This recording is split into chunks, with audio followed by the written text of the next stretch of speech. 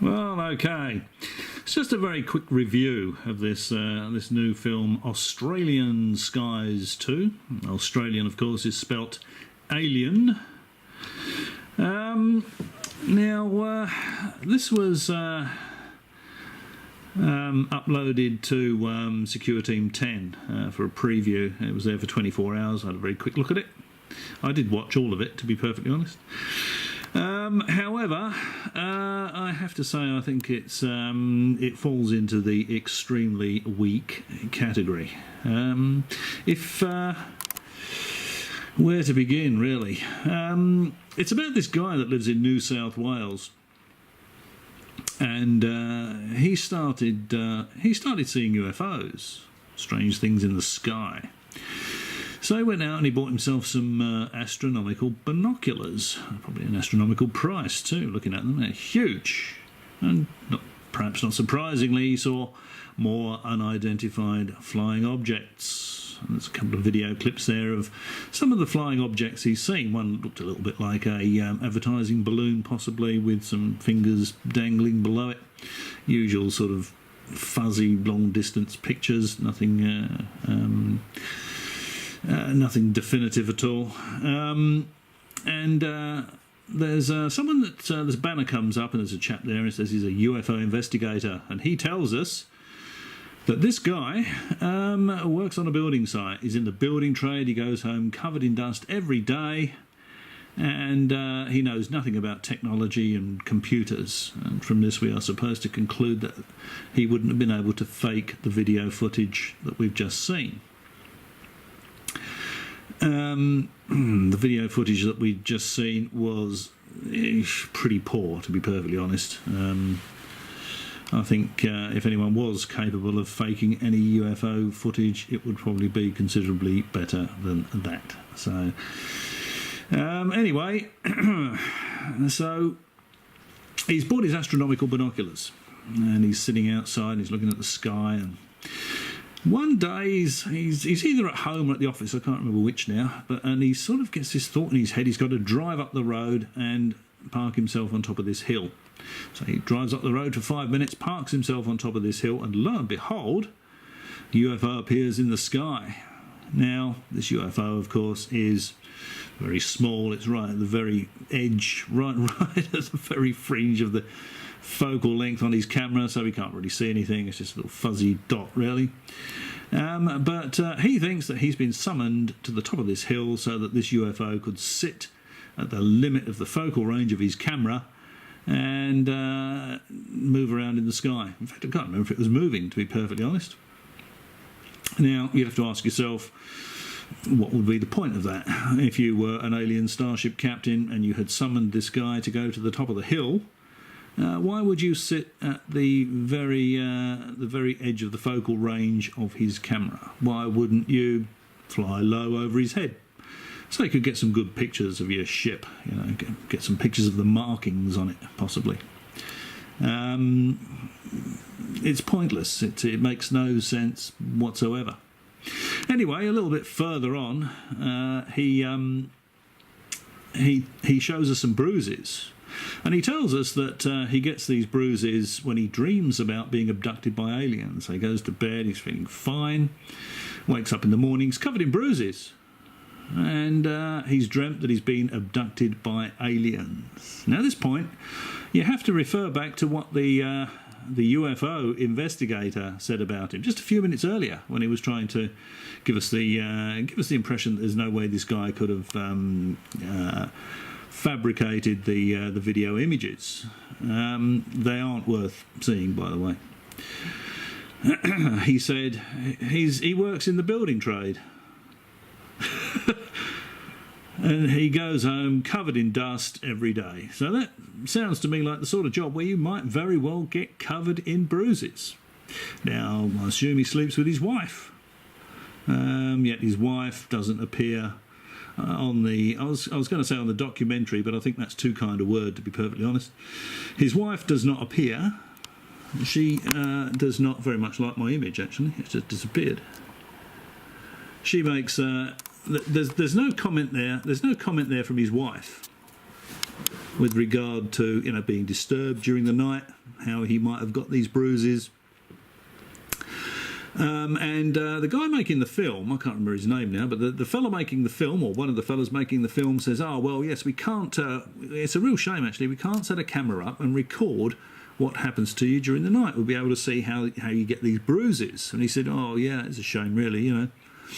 But we're not told how often this happens. Does this happen every other day, every other week, every other month? Is it a very rare occurrence? And if I was this chap and I really thought this was going on and didn't really know that I was getting these bruises during my normal workday activities and think that I might be able to make a few quid out of it by telling people I've been abducted by aliens, I would go and get myself some of those trail cameras. Yeah, trail cameras. Wildlife cameras. You can get them in Australia, you can get them from BGC, boating, camping, fishing, those sort of places. They're cheap as chips, $120. Get 2 or 3 of those, put some batteries in them, it'll last for 9 months, and they'll take pictures if they detect movement, or they'll take video. You can select pictures or video, whatever you want, and just put 2 or 3 of these trail cameras, you know, in the bedroom or around the house. Obviously, you probably wouldn't want the kids to see what you might find on the SD card, but it would certainly allow him to take the SD card out, put it in the computer, see what's going on. And if he wakes up with bruises, he'll be able to see if anything is actually going on. But, you know, he doesn't say, oh, yeah, well, it'd be easy to do this. The fellow making the film doesn't suggest it. Doesn't suggest getting the trail cameras, the wildlife cameras, doesn't suggest getting a GoPro and just setting it up, because if they did, I think we all know what they're going to record, don't we? Okay, so let's move on a little bit in the film. So he tells them that he's seen these UFOs, and they've been hovering above or flying above this huge factory. Huge factory. Not just a big factory, huge, 10,000 square feet factory. And he said there's no signage on this factory except for the sign on the fence, and that's the DA. Because that sounds far more dramatic than the delivery address, doesn't it, really?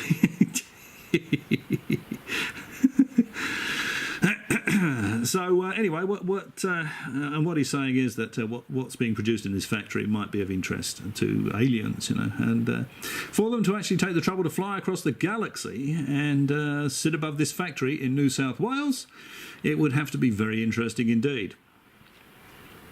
Okay, so far.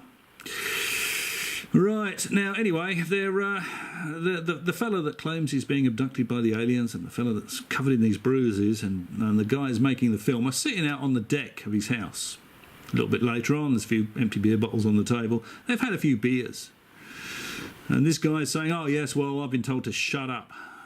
And of course he doesn't tell us who has told him to shut up.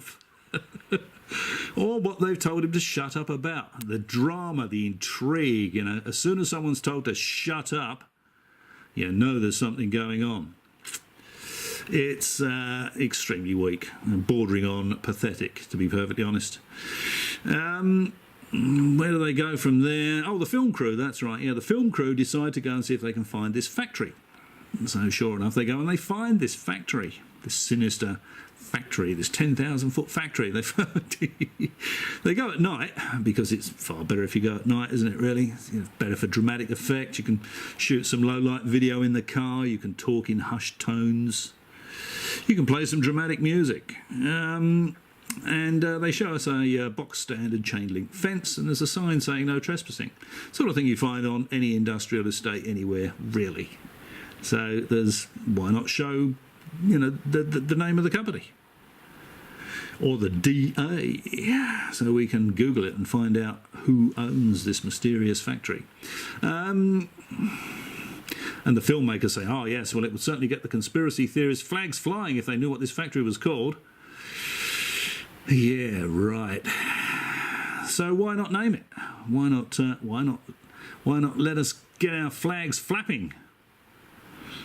Anyway, yeah, it's to be perfectly honest, it's extremely weak, this program, and it's I saw it for nothing and I thought I was robbed. So I'd certainly feel pretty miffed if I'd have paid my $4.50 or whatever it is to be able to watch it. Anyway, this goes on, and he says, so the filmmaker says to him, when they're talking about, if only they could set these cameras up and film it, but unfortunately they can't. What's going on, what's happening to him during the night. And the filmmaker says, "Have you ever considered seeing a therapist?" And he says, "Well, sure, yeah. I've thought about seeing Mary Rodwell." Now, Mary Rodwell, you may or may not have heard of, but she specialises in talking to people that make these claims about being abducted by aliens. Now, last person really you'd want to go and see. If you really want to get to the bottom of what's going on, the last person you go and see is someone with a very heavy bias in the direction of ET and aliens, because she's going to tell you anything you want to hear. You've got to bear in mind too, this alien abduction business is a business. Mary Rodwell sells books about it. So anyway, of course, she lives a long way away, and he can't afford to go and see her.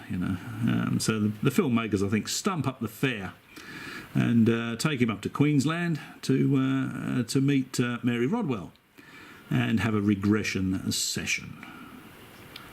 And I'll describe that in the next clip. Okay, well, the second half of the film, he basically, I won't show clips from it because it was a bit excruciating, to be perfectly honest. Dramatic music for effect, a bit of piano here and there. The regression revealed nothing at all, really. He went to see Mary Rodwell, who, to be fair, was a little better than I thought she would be. And she regressed him to 7 years old, and then, a little bit later, but the regression didn't reveal anything really. When he was a kid, supposedly, he went to bed, and the usual thing, he was taken out through the glass, through the bedroom window, onto an alien spacecraft, where they sort of looked at him, they imparted some sort of knowledge. They gave him some knowledge, but he didn't understand it, which is quite handy, because it means he can't repeat it. It can't be looked at. And he had a similar experience when he was a little bit older. It was a red ball that went up and down his body, and as it did so, it left the bruising that we saw earlier. Pretty standard fare, really, for these sort of stories. This one, I would say, is less imaginative than most. As I said earlier, it'd be very easy to get to the bottom of this with some wildlife cameras or a GoPro. As you may or may not know, I would like to find something that I thought was believable involving extraterrestrials. I would love to see something I considered real evidence. Tangible evidence would be great. There's a lot of interesting stuff out there. This, I'm afraid, in my humble opinion, is not one of the more interesting things out there about this on this subject. I would personally put a line through this one. Okay, that's me. Giving my opinion for what it's worth on the Australien Skies 2. This latest release movie by Dojo Films, I think it is. Actually, I probably shouldn't upset these guys, because the dojo is a karate school, isn't it? But still, too late now. Righto, well, if you've made it this far, as always, thanks for watching. Perhaps I'll catch you again.